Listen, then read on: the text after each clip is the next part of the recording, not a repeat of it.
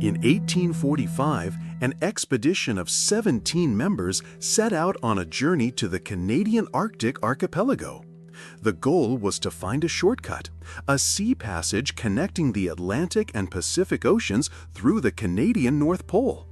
Shortly after the expedition began, 5 crew members fell ill, forcing the mission to leave them on an island in Greenland.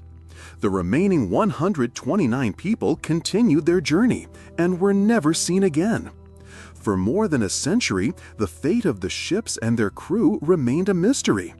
However, in recent decades, what happened to them has begun to emerge, and the events were more terrifying than anyone could have imagined. Welcome, and let me tell you today about the Lost Franklin expedition. But before we begin, don't forget to subscribe and activate the notification bell to receive all our new content. With the dawn of the 19th century and the end of the Napoleonic Wars, the door to exploration was thrown wide open, especially with the advent of steam engines. For the first time in human history, the map of the world was nearly complete. By 1845, explorers had covered almost every corner of the globe, with the exception of a small coastal strip of about 1,600 kilometers in the Canadian Arctic. Many explorers dedicated their entire lives to discovering the Northwest Passage, a crucial objective at the time. This discovery would not be easy. It would become the grave of a large number of British sailors. During this period, Britain and other great powers were trying to expand their influence everywhere in the world, and the sea was the primary means of doing so. However, they always faced a problem. The American continents formed a natural maritime barrier. Since the Panama Canal did not yet exist, ships had to take the long route around South America, then sail north into the Pacific Ocean, or travel from the other side of the world entirely. In either case, the journey was extremely long. Finding a shortcut would make the voyage from Britain to China much shorter, leading to greater trade and higher profits.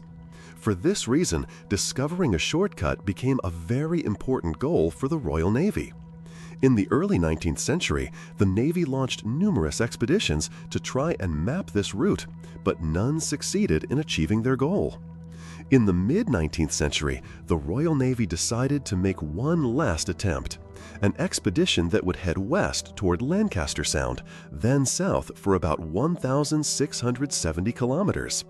It was a very difficult journey, but whoever succeeded would achieve fame and glory. But who would be granted this honor? The Navy was unable to decide. Sir John Barrow, a senior official in the Navy and in charge of preparing the expedition, had reached the age of 82 and hoped to end his career with a great achievement like this. But who could lead such a difficult expedition? The first person he thought of was the famous Arctic explorer, Sir William Edward Parry. Captain Parry was born in Wales in 1790 and held the record in 1827 for the furthest point reached by an explorer in the north. During his service in the Navy, Sir William Edward Parry led 4 different expeditions to the Arctic. However, when Sir John Barrow offered him command of the new expedition, he declined, stating that he was tired of the Arctic. Sir Barrow's second choice was Sir James Clark Ross, born in 1800. Ross was also a distinguished polar explorer like Parry. Over 50 years of service in the Navy, he led 6 expeditions to the Arctic and 1 to the Antarctic. But he also refused Sir Barrow's offer to lead the expedition, explaining that he had recently married and had promised his wife he would not embark on any more dangerous Arctic missions. The third option was a young commander named James Fitzjames, who seemed like an odd choice at first glance. Fitzjames was born in 1813, meaning he was only 31 years old when Sir Barrow decided to choose him to lead the expedition. Although James was an excellent naval officer who joined the Navy at age 12 and rose through the ranks quickly due to his intelligence and daring, some people claim that wasn't the only reason for his rapid promotions. While in Singapore, Fitzjames met George Barrow, Sir Barrow's son. The exact details of what happened there are not known, but it is a fact that James paid people to cover up something George had done, something that, if revealed, would have caused great embarrassment to his father. Because of this, Sir Barrow felt indebted to James and helped him get promoted quickly to prestigious positions in the Navy, so much so that he became a ship captain at just 29 years old. Despite the clear favoritism shown by Sir Barrow, there was an objection to Fitzjames's appointment due to his lack of sufficient experience. The next option was Captain Francis Crozier, born into a simple family in Ireland in 1796. Crozier was a close friend of Captain Ross and, like him, was a prominent Arctic explorer. Over 38 years of service in the Navy, he led 6 expeditions to the Arctic and Antarctic. Crozier was very well suited to lead this expedition, but there was one obstacle that caused the Navy to reject him. Crozier was Irish and from a simple family, not from the British aristocratic class. The British did not want the man who would chart the last point on the world map, open the most important sea passage, and receive this great honor to be Irish. For this reason, they decided to make him the second in command only. So, who would be the commander? The fifth option was Sir John Franklin, who was 59 years old at the time and had served in the Navy for a full 45 years. Born in 1786 to a well-to-do family, he was the only one of his siblings to join the Navy. He rose through the ranks year after year, participating in many famous battles, such as the French Revolutionary War, the Napoleonic Wars, and the War of 1812. He had also taken part in 2 previous major polar expeditions. What he was most famous for was the Coppermine expedition in 1819, which was a disastrous failure and resulted in the deaths of 11 out of 20 of his men. Most of them died of starvation, and the survivors lived because they ate the leather from their boots. For this reason, Franklin became known as the man who ate his boots. Despite this, Franklin was known among his men as a religious, kind man who cared for them. This expedition was a golden opportunity for Franklin to correct the mistakes of the past, and so he accepted the offer. The search for an expedition commander came to an end, and the Royal Navy finally settled on Sir John Franklin as the commander of the expedition, while Francis Crozier was appointed as the second in command, who would lead the HMS Terror. Finally, James Fitzjames was appointed as the third in command, who would lead the HMS Erebus. The ships chosen for the expedition were the best for the task. The main ship, HMS Erebus, was a Hecla-class bomb vessel specifically modified for Arctic expeditions. Built in 1826, it was 32 meters long and 9 meters wide, with a crew of 67 sailors. The second ship, HMS Terror, was a bit older, built in 1813 as a Vesuvius-class bomb vessel, and was very similar in size and armament to the Erebus. These 2 ships were chosen specifically because bomb vessels are designed to withstand the recoil of heavy cannons, and therefore their hulls are much stronger and more reinforced than those of regular ships. This allowed them to better endure sailing through the Arctic ice. In addition to their reinforced hulls, the ships were equipped with the latest technology available at the time. These were the first ships in the Royal Navy to be powered by steam engines. Each ship was fitted with a 25-horsepower steam engine capable of propelling it at a speed of 4 knots, about 8 kilometers per hour. The brass propeller connected to the engine was also designed to be detachable and could be hoisted into the ship's hull, allowing it to be protected from the ice when necessary.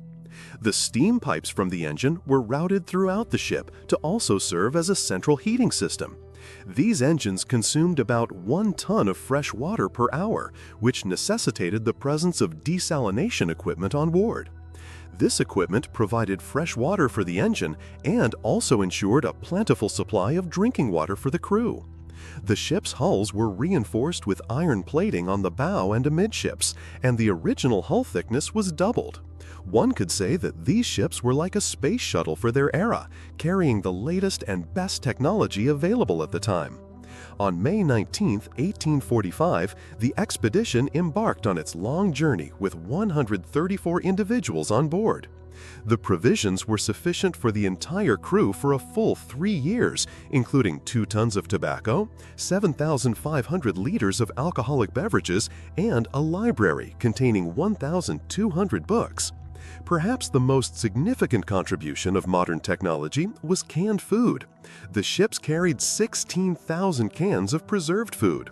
For the first time, all the sailors' meals consisted of canned goods, and these provisions were enough for 3 years and could even last for 5 if they reduced their daily rations.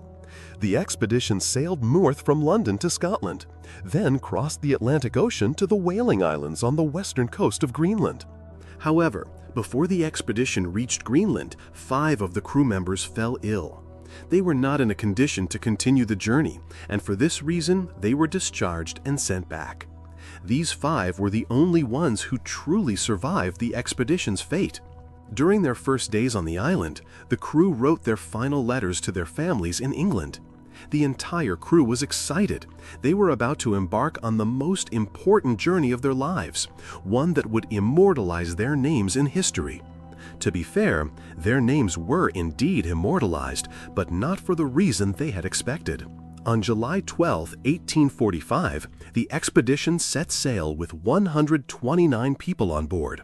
2 weeks later, a group of whale hunters spotted them in Baffin Bay. This was the last time anyone would see the expedition ships or the men on them. Sailing in the Arctic is much slower than anywhere else in the world. Even in the summer, waterways and channels are full of ice, and ships constantly have to push giant ice floes out of their way, which must be done very slowly. If a ship moves too quickly while doing this, these floes can easily break its bow and sink the entire vessel. Because of this slow pace, the expedition only covered about 800 kilometers in its first year. They circled Cornwallis Island but did not find the passage there. Eventually, they returned to Beechey Island as winter approached, only about 350 kilometers from Baffin Bay, their starting point. Despite this, they considered the first year's achievement a good one, as they now knew that the northern area did not contain passages. Since winter in the Arctic freezes all the seawater, they took shelter in a small bay between Beechey and Devon Islands. When the water froze, the crew lowered the sails, covered the entire ship with a canvas tarpaulin, and surrounded the sides with ice for insulation. In this way, they were able to maintain a somewhat warm environment to spend the winter, waiting for summer to arrive and the ice to melt so they could continue their journey. Morale was very high during that winter. They had made good progress before the water froze, had plenty of food and drink, and had nothing to worry about. However, during that first winter, 1845 to 1846, 3 crew members died and were buried on Beechey Island. Their bodies were discovered in the 1980s, astonishingly preserved for over a century due to the ice. Upon examination, it was found that the cause of death was tuberculosis. This wasn't the only reason, however. There was another significant factor that I will mention later. It also became clear that the 5 men who had fallen ill and were sent back were also infected with tuberculosis, indicating that the disease was already prevalent among the expedition members from the start. At that time, tuberculosis was a deadly disease, as vaccines and modern treatments had not yet been discovered. With the melting of the ice in the spring, the ships were freed, and the expedition continued its journey south towards the island then known as King William Land. This area was on the edge of the discovered regions at the time, and they did not know it was an island. When they reached the fork in the road at the William Strait, Franklin had 2 choices: either to head south, hoping it was indeed an island and that they would find a passage below, or to head west, hoping to cross the strait before winter. Because Franklin did not want to risk going south only to find the path blocked, forcing them to turn back north and then west, he decided to head directly west. This was his biggest mistake. The waters they entered west of King William Island were the most dangerous in the entire region. It was an area where several channels converged and immense quantities of ice accumulated. Before they could change course and escape this predicament, the ships became trapped by the heavy ice and froze near the western coast of King William Island. There, they spent their second winter, from 1846 to 1847, a winter they did not know would be the beginning of the true tragedy. Unfortunately for them, the winter of 1846 and the following years were some of the coldest on record in the Arctic.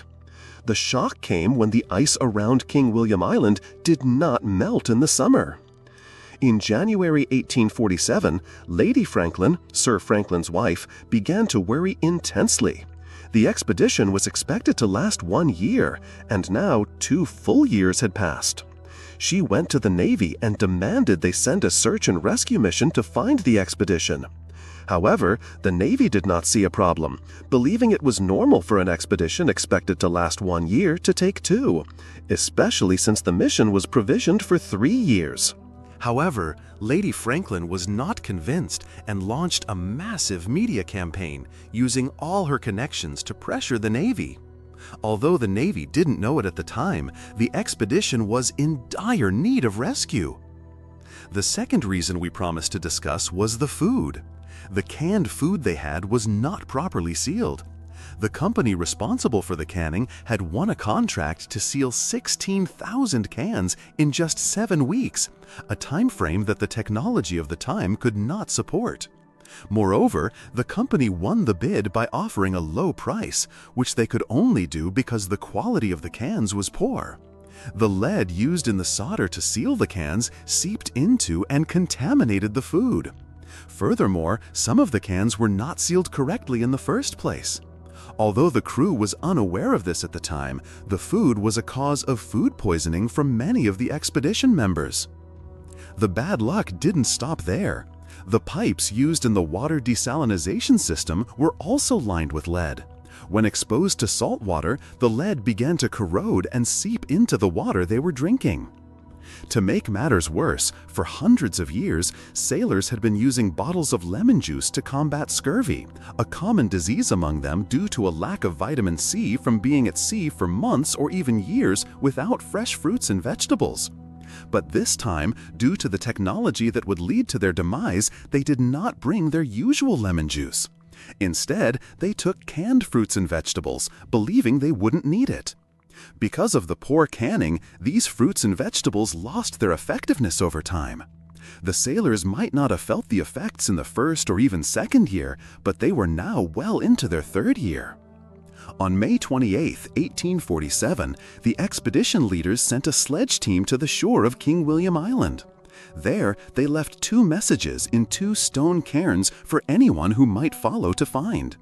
The messages were simple and direct, detailing their route so far, the location of the ships, that Captain Franklin was still the commander, and that everything was fine. However, after these messages, things would no longer be fine. It was clear that they thought the ice would soon melt and they would be able to resume their journey. But in 1847 and 1848, the ice did not melt, not in June, not in July, and not even in August.